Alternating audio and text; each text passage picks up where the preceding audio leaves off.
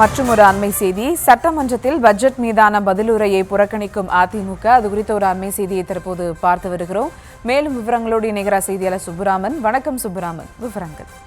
வணக்கம். தமிழ்நாடு சட்டப்பேரவையில் 2026-27 ஆண்டுக்கான இடைக்கால பட்ஜெட் மற்றும் வேளாண் பட்ஜெட் தாக்கல் செய்யப்பட்டது. அதனைத் தொடர்ந்து நேற்றைக்கு பொது விவாதம் நடைபெற்றது.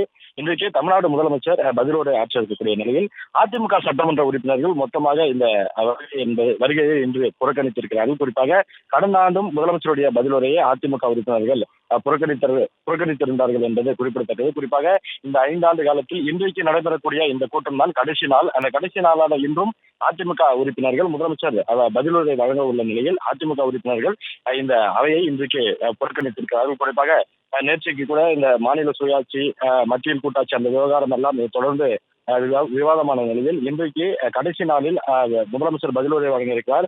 அதிமுக சட்டமன்ற உறுப்பினர்கள் அழைத்து வருவார்கள். ஒரு பெரும் ஒரு விவாதமானது நடைபெறும். குறிப்பாக கடைசி நாளில் அவர்கள் அனைவருமே அழைத்து வருவார்கள் என்று எதிர்பார்க்கப்பட்ட நிலையில் அதிமுக உறுப்பினர்கள் மொத்தமாக இன்றைக்கு சட்டப்பேரவைக்கு வருவதை அதாவது புறக்கணித்திருக்கிறார்கள். குறிப்பாக முதலமைச்சர் இன்றைக்கு பதிலுரை வழங்க இருக்கிறார் என்பது குறிப்பிடத்தக்கது. அதே போல 2021-26 ஆண்டுக்கான இன்றைக்கு கடைசி நாள் சட்டப்பேரவை கூட்டமானது நடைபெற உள்ளது. இன்றைய இடைக்கால பட்ஜெட் மீது தமிழ்நாடு முதலமைச்சர் மு.க.ஸ்டாலின் இன்றைக்கு பதிலுரை வழங்கி உரையாற்ற இருக்கிறார்.